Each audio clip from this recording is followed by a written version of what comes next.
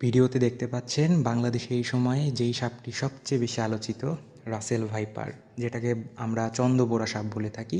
সাপটি বাচ্চা দিচ্ছে।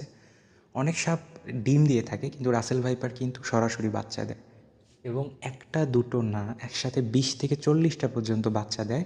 এমনকি 80টা পর্যন্ত বাচ্চা দেওয়ারও রেকর্ড রয়েছে। এখন এই রাসেল ভাইপার কামড় দিলেই কি মানুষ মারা যায় না, এমনটা না। এর অ্যান্টিভেনম আমাদের দেশে রয়েছে। সময় নষ্ট না করে সঠিক সময়ে যদি হাসপাতালে নেওয়া যায়, এবং যেহেতু এই সাপে কামড়ালে রক্ত তরল হয়ে যায় এবং কিডনি, হার্ট, অন্যান্য জায়গায় সমস্যা হয়, তো সঠিক চিকিৎসা পেলে, সময় নষ্ট না করে যদি হাসপাতালে নিয়ে যাওয়া যায়, তাহলে রোগী বেঁচে যাবে। তো ভয় পাওয়ার কিছু নেই। আর আমরা মনে করি যে সাপ মানেই বিষধর, এর কোনো দরকার নাই, এমন না। সাপের বিষ থেকে অনেক গুরুত্বপূর্ণ ওষুধ তৈরি করা হয়, যেগুলো মানুষের জীবন বাঁচায়।